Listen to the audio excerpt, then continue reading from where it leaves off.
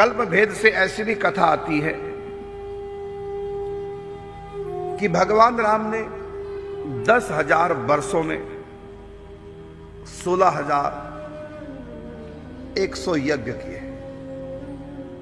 और हर यज्ञ में स्वर्णमयी सीता जी की प्रतिमा बना करके उसमें प्राण प्रतिष्ठा की जाती थी।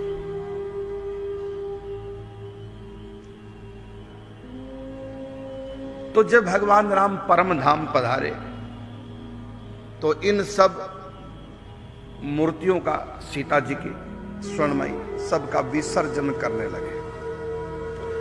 उसी समय सारी मूर्तियां एक साथ एक स्वर से बोली कि हम आपकी अर्धांगिनी हैं, आप हमको पत्नी के रूप में स्वीकार कीजिए, हम आपकी सेवा करना चाहती हैं।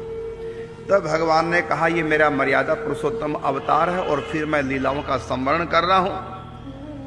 द्वापर युग के अंत में जब मेरा कृष्ण अवतार होगा तो उस समय तुम सब अनेक राजाओं के यहां उनकी पुत्रियों के रूप में अवतरित होंगी और तुम सबका हरण करेंगे भौमासुर, और फिर मैं एक ही मुहूर्त में तुम सबके साथ विवाह करूंगा।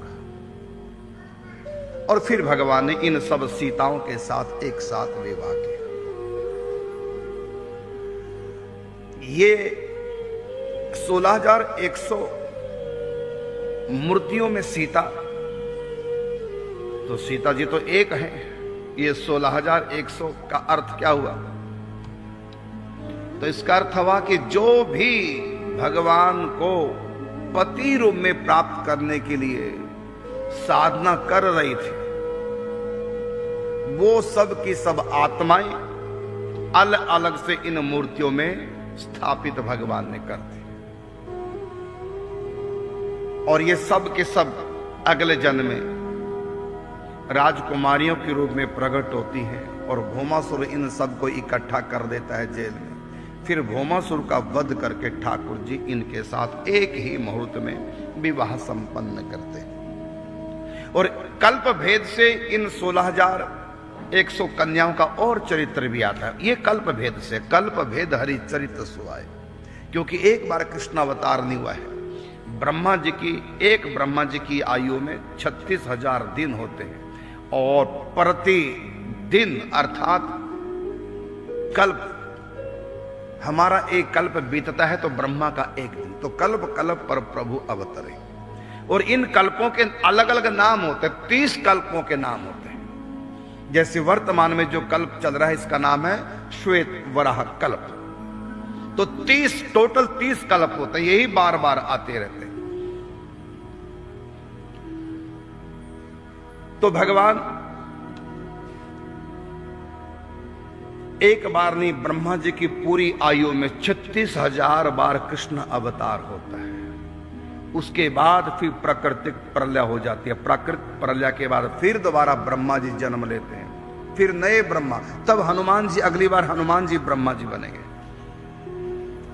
तो ब्रह्मा जी की पूरी आयु होती है 36,000 दिनों की, और एक दिन होता है एक कल्प का ब्रह्मा जी का, अर्थात 8 अरब 64 करोड़ साल का ब्रह्मा का एक दिन होता है। मनुष्यों के 8 अरब 64 करोड़ साल बीत जाते हैं, तब ब्रह्मा का एक दिन बीतता है। ब्रह्मा के एक दिन में 14 इंद्र बदल जाते हैं, 14 मनवंतरों का समय होता है, और मनुष्यों के बनते हैं 8 अरब 64 करोड़ वर्ष। ये ब्रह्मा का एक दिन है। इस प्रकार ब्रह्मा की आयु है 36,000 दिन, अर्थात 100 वर्षों की आयु। तो ब्रह्मा जी की आयु में इस ब्रज में श्री कृष्ण का 36,000 बार अवतार होता है। ऐसे अनंत अनंत ब्रह्मा जन्म ले चुके हैं, मर चुके हैं। अब वर्तमान में जो ब्रह्मा जी हैं, इनका इस समय आधी आयु पूर्ण हुई है। आधी आयु का भी आधा दिन बीत गया।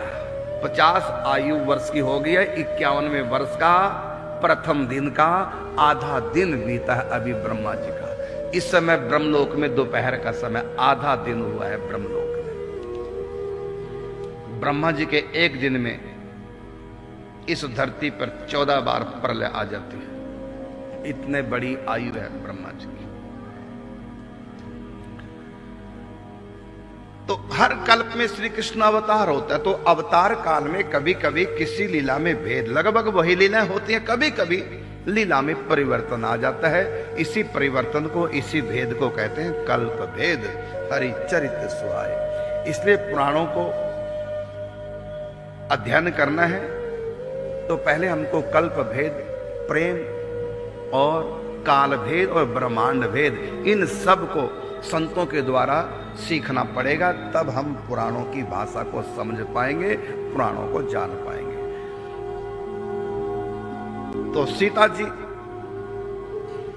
के भाव से भगवान को पति रूप में जो आत्माएं भजती थी, वो सब आत्माएं कितनी हुई? 16,100।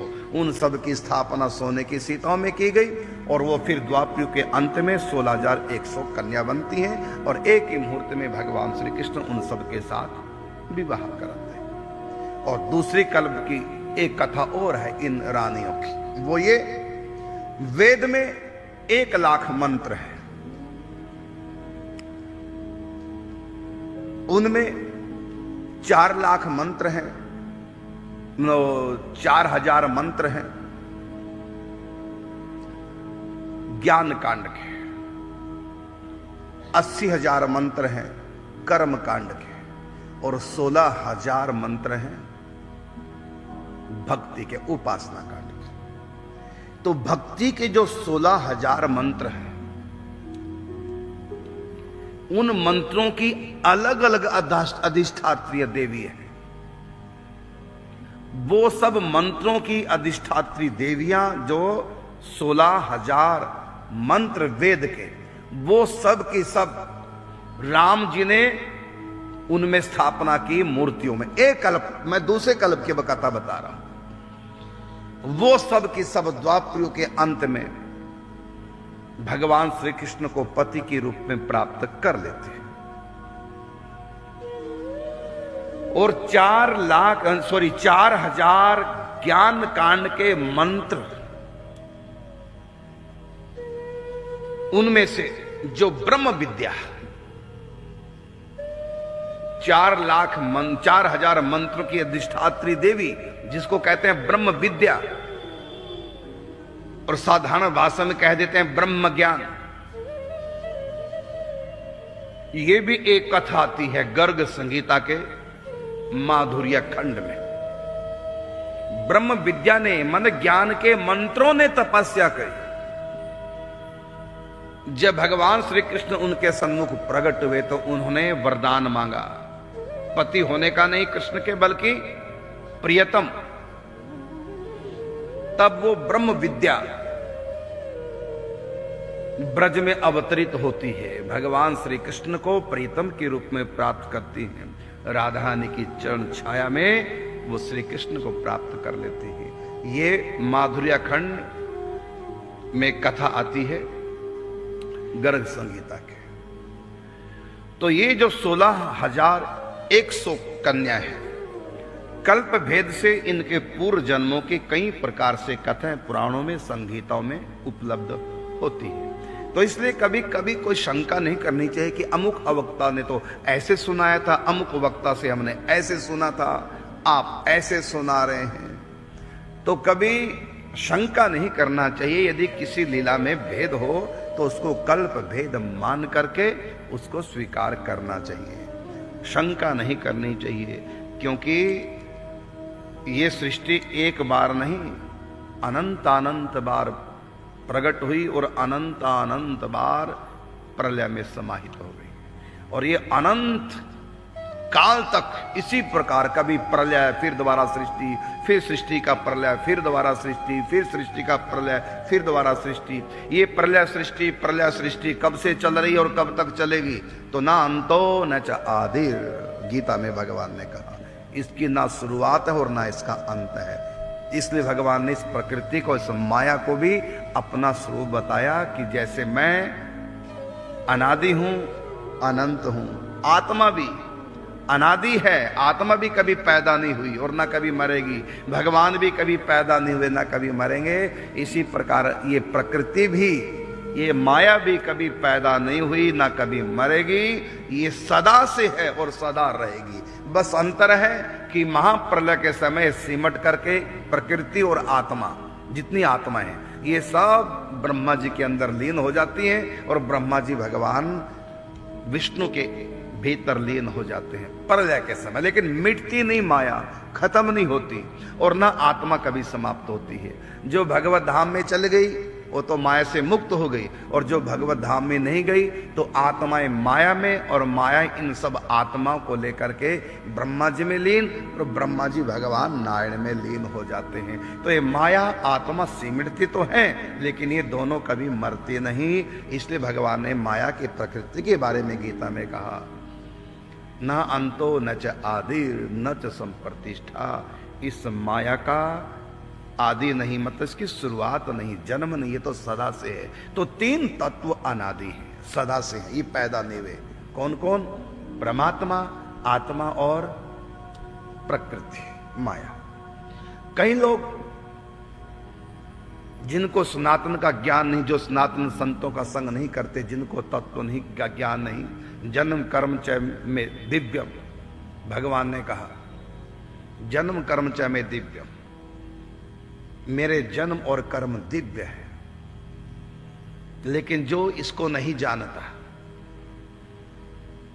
वो मुझको जन्मने मरने वाला मानता है, और जो जान गया,